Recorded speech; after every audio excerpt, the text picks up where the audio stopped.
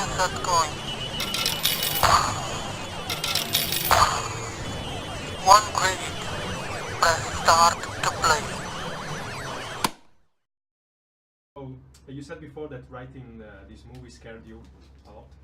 Yeah. And how are you feeling now that the movie is finally out or almost out? Elated and a huge sense of achievement and relief, you know, particularly in the light of the reviews, which have been amazing, you know. Not that that should be the most important thing, you know. We were very proud of the film, are very proud of the film, and I'm amazed. I'm amazed that we managed to get it done in the time we had. Well, by the way, I really enjoyed the movie. Thank you. So, yes. And so the movie seemed a lot self-contained and a bit lighter than the others. It was a choice you made, or it just came out this way? It was very much a choice. You know, we wanted to make something that felt like almost as if we'd taken an episode of the original series and we'd turned it into a film. You know, we'd set it in the context of modern spectacular filmmaking.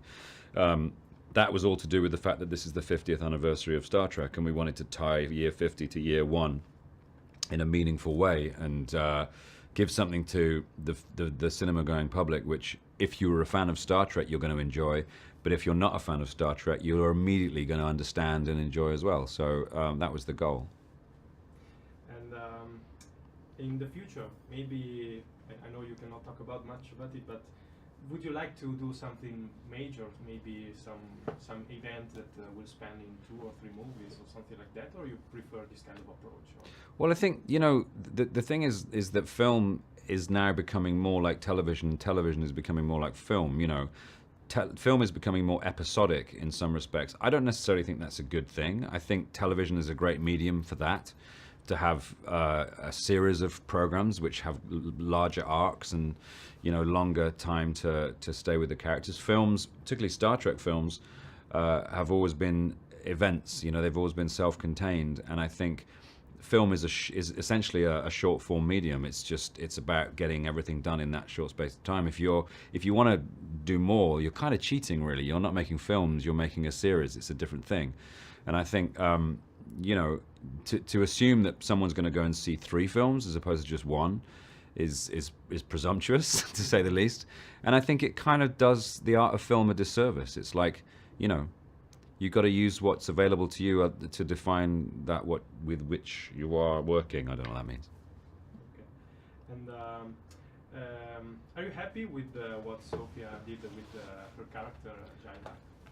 Ecstatic. What you expected? It was more than we expected. You know, she brought this incredible sort of feline brilliance to it. You know, she is so delightful as Jayla. She's this childlike, super wise, super tenacious, resilient, self-possessed kind of figure who is an inspiration. You know, she's great. She lives on this planet by herself. She's doing her own thing, and you know, her and Scotty create this team, this double act of almost like a father and daughter, and it was really fun to play that stuff.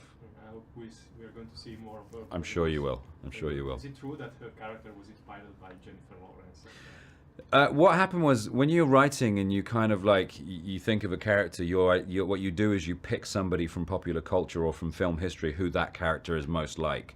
And we wanted a resourceful young female character. And, you know, when we were describing her, we said she's a bit like Jennifer Lawrence in Winter's Bone, you know. And then we referred to the character as Jennifer Lawrence in Winter's Bone. And eventually we just called her Jayla, because it felt like it was, you know, a little tribute to Jennifer. That's cool.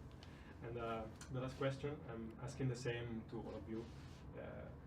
The world is really struggling with the racism and nationalism. Is the opposite of what Star Trek is trying to tell. So do you hope that things like this could change or make some kind of difference? Star Trek has always been a social commentary, and the fact that this film deals with those issues is no accident. You know, we tried to infuse the story with what's going on in the world today. Star Trek is a hopeful future. It's one of the few science fiction stories which offers us a future which is positive. You know, most science fiction is dystopian. It's all about what happens if we mess everything up. This is what happens if we get everything right. So I hope we can move past our petty grievances and prejudices and actually start to work together. That's the only way we're going to survive as a nation, as a species. Thank you very much. Thank you.